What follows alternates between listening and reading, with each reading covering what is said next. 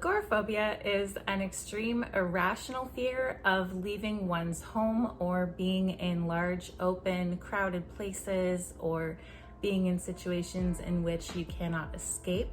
It is debilitating. It can be disabling, and for me, it took over my world. I had agoraphobia for 2 years, and in those 2 years, my world was very small. It was literally confined to the space of my apartment, and I felt very lonely. I was starved for human interaction. I only had the support of my mom at the time, like in person, and it all just kind of snowballed. It started with a drastic life upheaval, and I feel like as a consequence of all of the great massive changes happening at the time, I sort of slipped into agoraphobia. I think I can pinpoint the start of my agoraphobia to when I moved to Washington. I've lived in Washington almost 10 years, and I had some rocky beginnings when I got here. First of all, I had dropped out of college because I was very heavily bullied and ostracized by the kids in my major. I was incredibly lonely and I had no friends and I was severely depressed. Not only that, my CPTSD was coming to the surface. I started having symptoms of flashbacks and night terrors, and oftentimes these big anxiety attacks and whatnot would happen right in front of my peers, which was very embarrassing and a source of a lot of the bullying. So in the midst of this mental health crisis, I decided to drop out of college and I moved to Washington, which was an unfamiliar place to me. My mom had moved here when she remarried, and she married a man from Washington. So I moved in with them and I struggled to have friends. I couldn't really make friends. I tried. I didn't really succeed, so I didn't have much human interaction going on to begin with, and I really only had the support of my mom. I was very lonely. I was already really lonely, and I sort of closed in on myself. I didn't have a job because I'd become disabled at that point, and I was diagnosed with CPTSD, and the symptoms being as drastic as they were made it hard to leave home at all because I'd be having meltdowns all the time. I sort of slipped into it without even realizing. At one point, my folks got me an apartment with the hopes that I would gain some independence, and that was kind of the downfall for me. I didn't have to leave. I didn't have reasons to leave. My mom would check up on me a lot, and she would bring me groceries and she would bring me my mail, and this kind of enabled me to go further into my agoraphobia. And I was going weeks without even stepping outside my front door. I would tell myself to get the mail, but honestly, I just couldn't even open the door. I couldn't bring myself to unlock the door or look through the windows or open the blinds. I had completely cut myself off from the world. In this time, as I said, my whole world was my apartment, and it really was a world of its own because I was by myself all the time, and I only had the company of myself. And with days and weeks and months by myself and no one else, I kind of had to provide my own entertainment. So I did a lot of sewing and scrapbooking, and I got really crafty, and I had a lot of hobbies. And so I did kind of make my own little world, and I had a lot going on for myself from inside my apartment. It's kind of funny because I was so starved for human interaction, but I was so afraid of people, which was what had put me in this position in the first place, was the fear of being around people and leaving my apartment and being in public where there were strangers and people who could even see me and know that I existed. So I so desperately wanted to have friends and I wanted people in my life, but I didn't know where to start because, for one thing, how do you make friends when you're stuck inside your home where you can't meet people? And also, what was I even looking for in a friend? I actually stumbled into an online community and I opened up my world that way, and I expanded into actually having virtual friends. And this was my lifeline. This absolutely saved me in that time when I was so depressed and so lonely.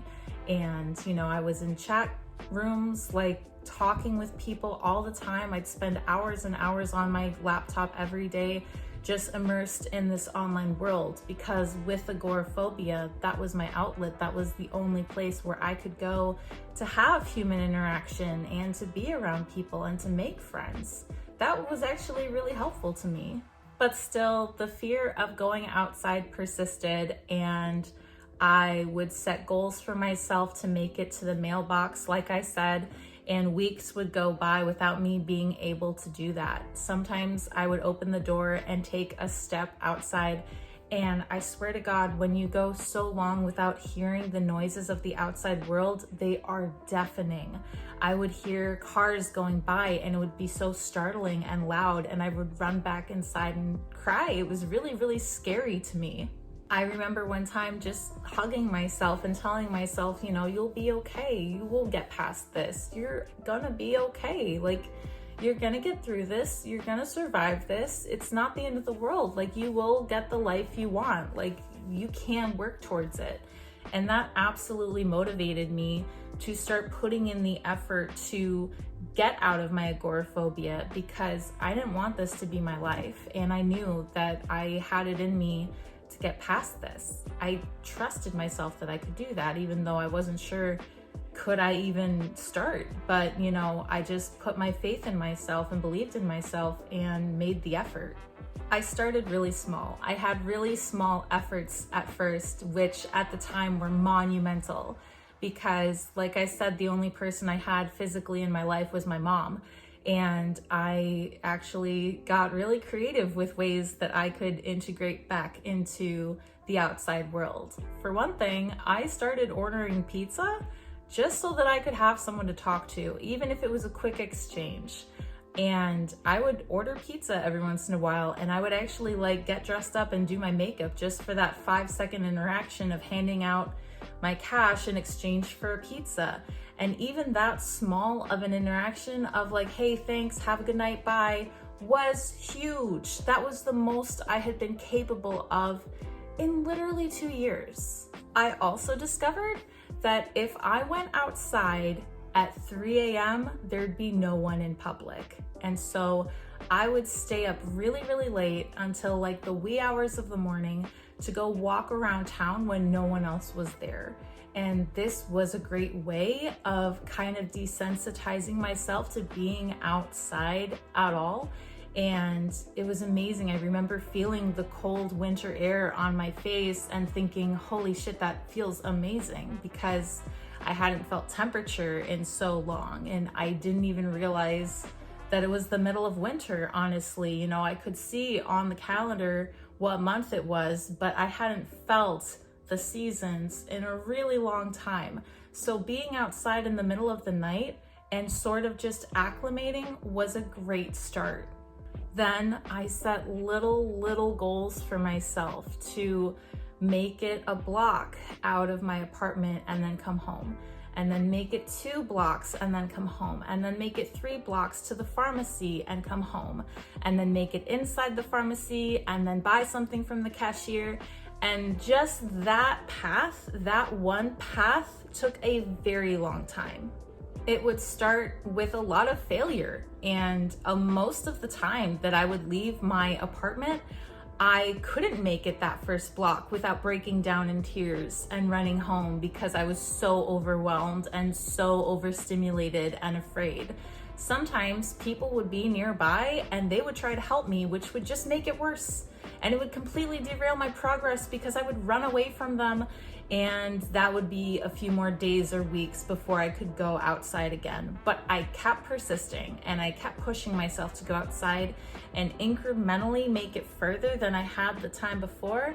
And so even though most of it was met with failure, with me not meeting that goal, with me crying and running home, I did keep making the effort at all, which was progress. When I had that first interaction with the cashier, I was so nervous that my hands were sweating and it was so awkward, and I'm not sure what I said, but I know that it was like a garbled mess.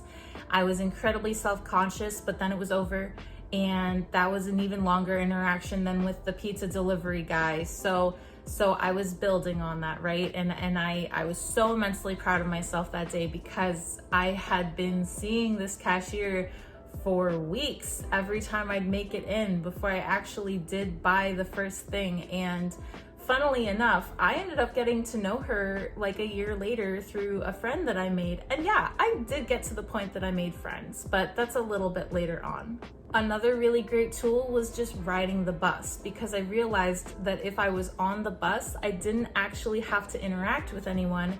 I could just sit there and be immersed in, the presence of other people. So they could interact and have conversations in front of me, and I was just there, and I was safe because no one was talking to me, but I was at least present. So I would often just get on the bus and ride the entire route and get off just for the sake of being around other people. These little efforts built and built and built and built up until I had the courage to get sober. And I went to an NA meeting, a Narcotics Anonymous meeting, and yeah, I got sober, and that was a huge kickstart for me, because when I went to that meeting, it was my first time being around more than one person, let alone speaking in front of people, actual conversation. And when I shared, I just rapid fired all this shit about how I'd been locked up in my house for so long and I didn't know how to be around people. And they were all so welcoming and kind. And they invited me to go to a music festival the next day, which I astonished myself by agreeing to. And amazingly enough, it was like a miracle of a day, because it was like this free pass where my agoraphobia was totally gone for one whole day.